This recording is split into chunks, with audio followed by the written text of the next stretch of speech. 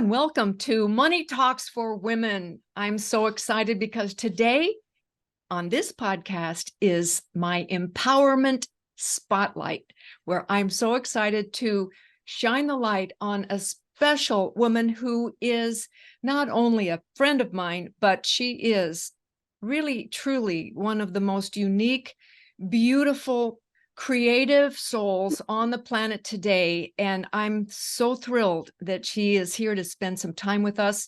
She's not only a certified student of the financial clinic, the Money Talks for Women Financial Clinic, but also she is moving into leadership in her own right as a creative artist beyond everything that she's already accomplished in her life. So I'm so excited to introduce to you my friend, Miriam Ward.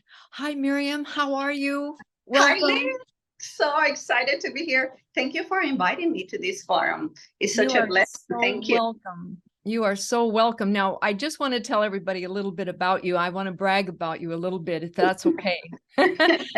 Miriam has had an amazing career, and she and I have some things in common. First of all, we were in a man's world. Her first career was as an attorney, a maritime attorney, where she was, I believe, and you can talk a little bit about this. I hope you will, Miriam. She was an attorney surrounded by all men in the maritime club, in which she was advising clients on how to do shipping, international shipping, which is a very, very rare and unique niche in the legal field. And what we have in common is that my first 30-year career was also a man's world in the investment advisory world. And so she and I were talking, and I can remember when I was going through training as a young stockbroker, I was like the only woman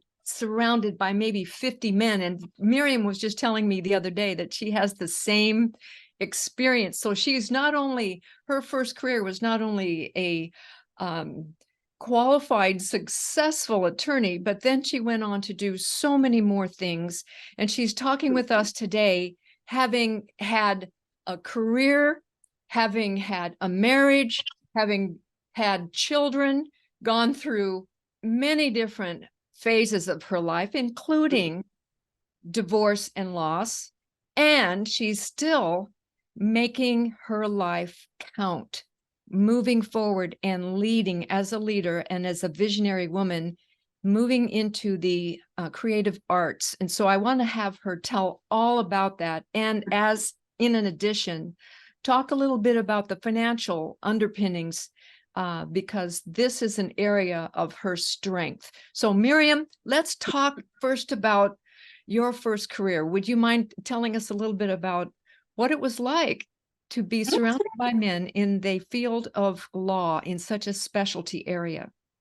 Actually, very interestingly enough, I went to law school in Puerto Rico, where I'm initially from, and I was one of the youngest 3 girls in my class in law, and actually that empowered me. We were the 3 musketeers, and we were actually undervalued, being so young, but we excelled. We graduated with honors, all of us.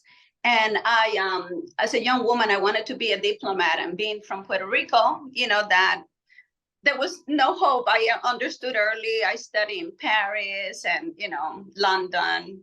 I mean, just a life of blessings. But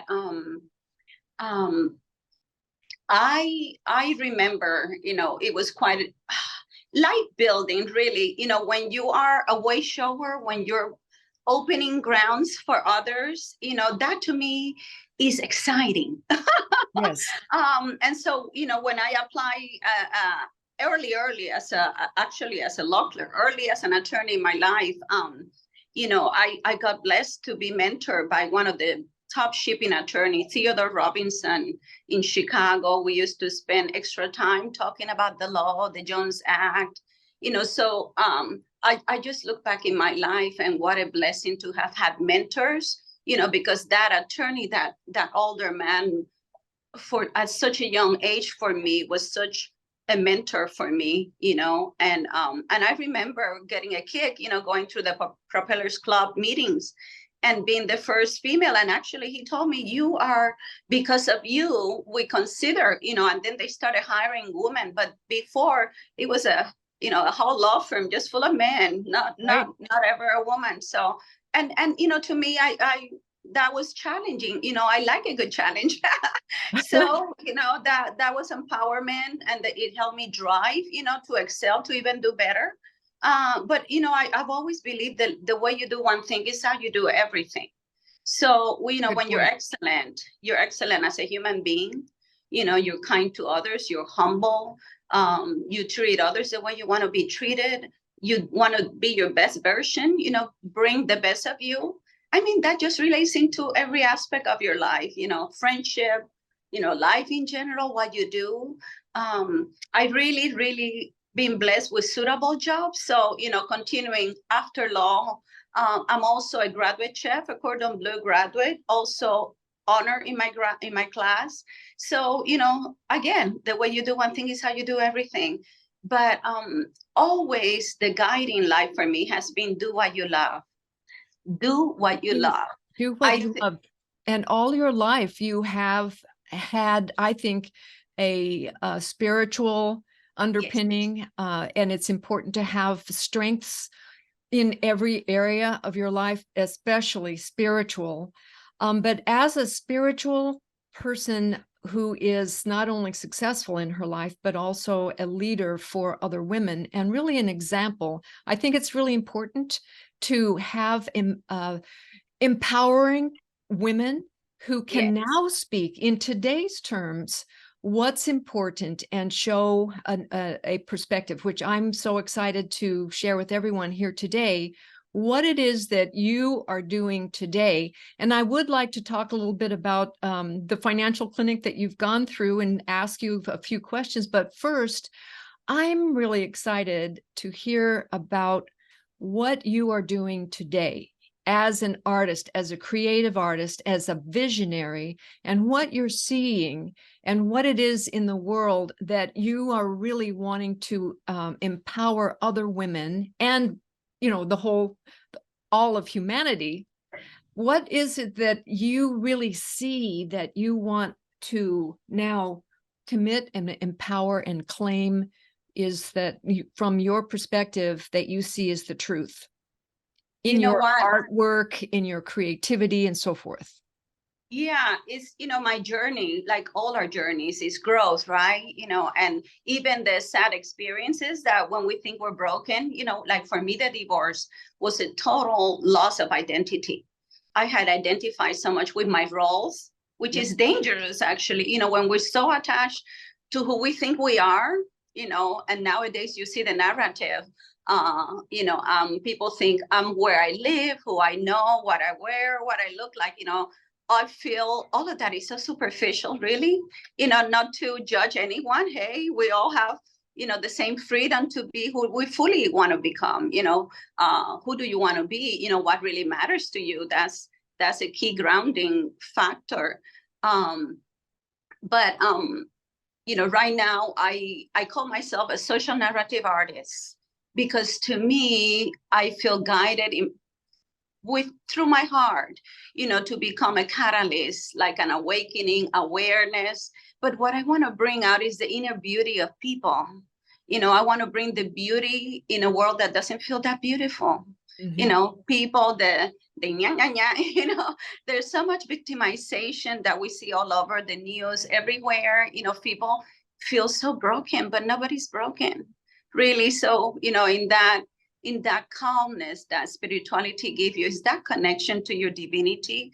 I'm a believer in the Lord. So for me, it's God, but it's faith, it's trust, it's trusting, that everything, life is for us, not, nothing is happening to us. So I have always from the get-go, believe that, from the get-go, my middle name is Miracle, Milagros. So I was a living miracle at birth. My mom broke fountain on the 3rd month. I mean, and ever since, from the very beginning, I came foot first, 3-pound baby, umbilical cord, strangling. I mean, just a lot of factors that, but from the get-go. So I guess I brought that with me, that spirit, that soul, that drive, and yes. and that's everyone's journey as well. We're growing from the get-go. We are born, we grow in our child, we keep growing. That's life, that's growth, changes, that are, and sometimes, learning that to be uncomfortable is okay, and growing from there, not allowing that to paralyze us, staying humble to me is very important. But going back to your work, Lynn, I believe, money talks have been such a taboo in our culture. Yes. From those who have and those who don't have, so, especially for women, I think, right? Yes. Because it's been something that women don't like to talk about. And before we get into money talks for women, I have a couple questions for you, Miriam. I just wanted to underscore a couple of things that you mentioned there, that you realize, and that you stand for beauty, that you stand for growth, that you realize that we all are a product of not just what's happened in our lives, but that we are continuing to grow through all of the good, the bad, the ugly, Exactly. and that we get to choose, that we're not, things are not happening to us, but they're happening with us. So with that empowerment, we get to choose. And what I'm extremely excited about is that you're choosing now to move forward, to have a new impact in your life, because you can, and because I really believe that women that have the empowerment mindset like you do, as well as the funding which you have, now you are really moving forward in life to have an impact for humanity that I think is high and first in our consciousness as women. Like, for what's it all about? For the sake of what? Or do we have, have we been earning and having successful lives, maybe careers after career, maybe multiple careers, throughout our lives, and we've grown and grown and grown. We've done our spiritual work, and now we're taking what we have, the underpinnings of the financial world, that you have already built some stability for yourself, and you're using it in such a way that you are now empowering yourself to have the impact for the future that you want to have as an artist, as a I know that you're putting together a museum quality art show coming up this coming year, and I'm wanting to be the first to be there. I want to make sure that my audience knows when that's going to happen. But why I think this is important is that women need to realize that their finances are part of that. Yes. We can be empowered in all of the different aspects of our lives, whether it's career, relationships, health, but we have to make sure that the underpinnings of finance are also working to our, to our embetterment and our empowerment.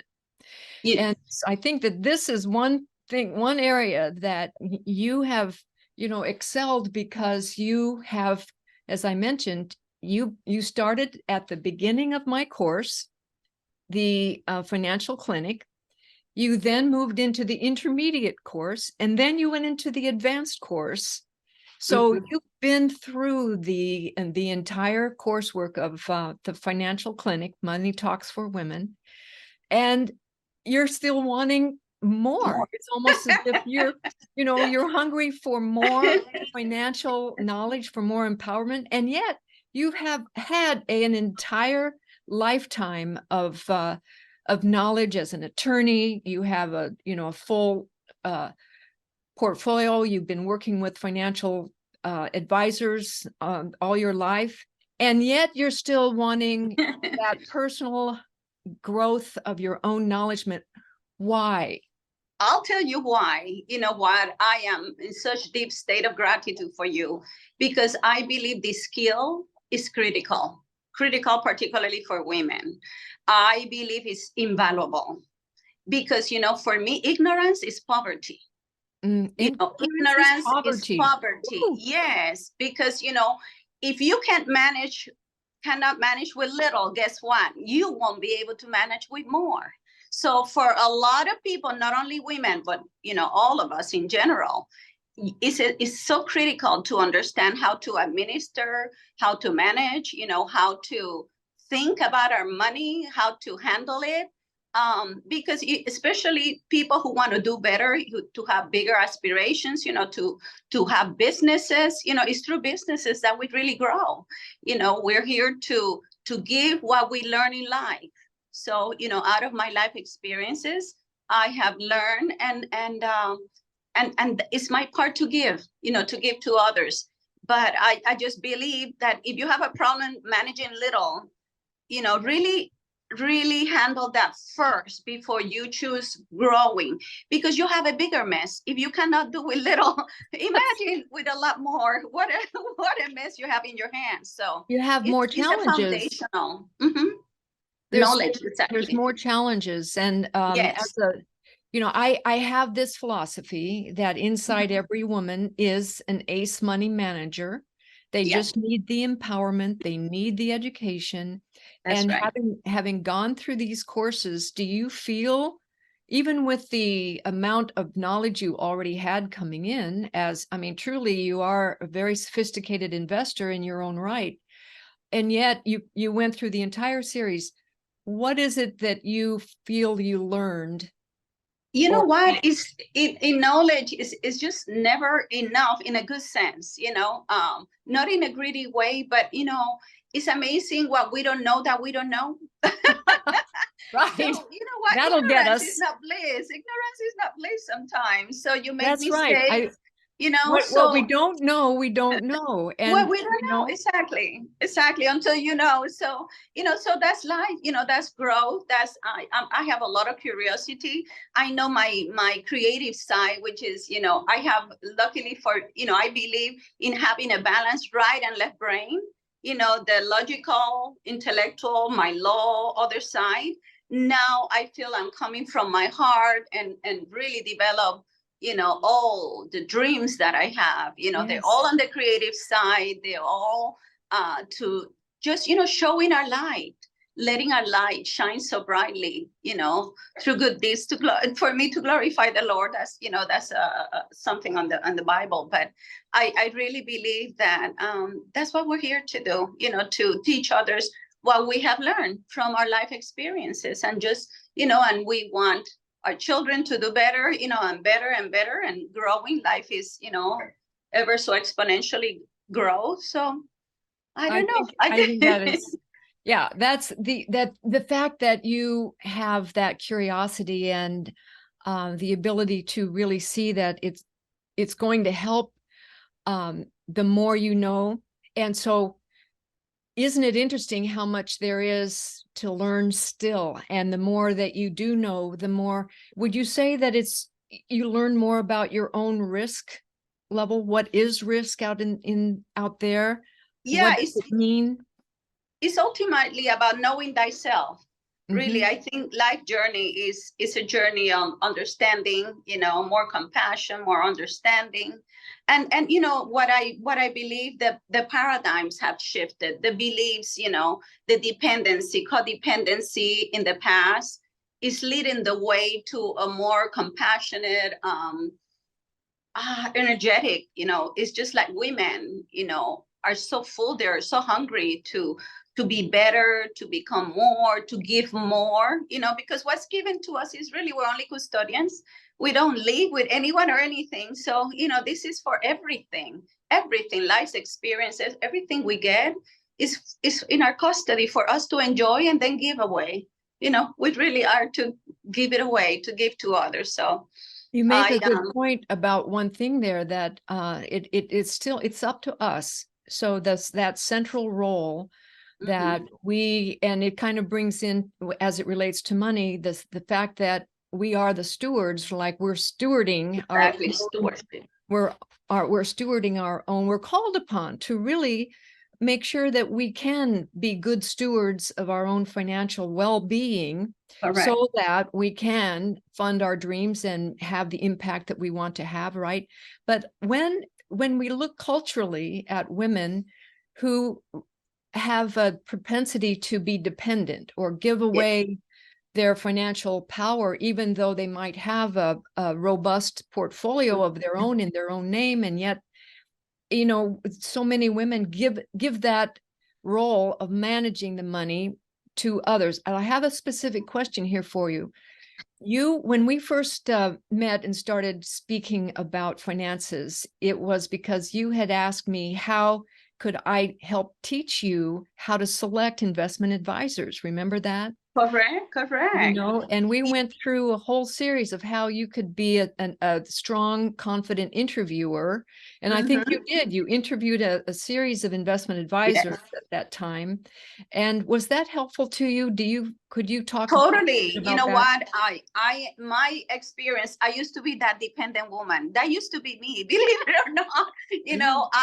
I depended on my ex-hubby or on these people, and many of them lost us money, so I realized it came to a point that it's up to me to take care of me, not in a badly selfish way, but it's important that we own that, owning our authority, honoring ourselves, valuing who we are. So, every life experience is for that, for our growth. So I am so deeply grateful because, it's been a journey. This is my Yes. journey.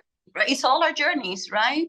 And I'm so grateful because, one step at a time, just enough strength for the step that I'm in. At that time I interviewed, some of them didn't do well, got rid of them, kept going, interview other people, got some really good background people. And, so that's life, right? Yes. As life presents itself, we don't need to be afraid.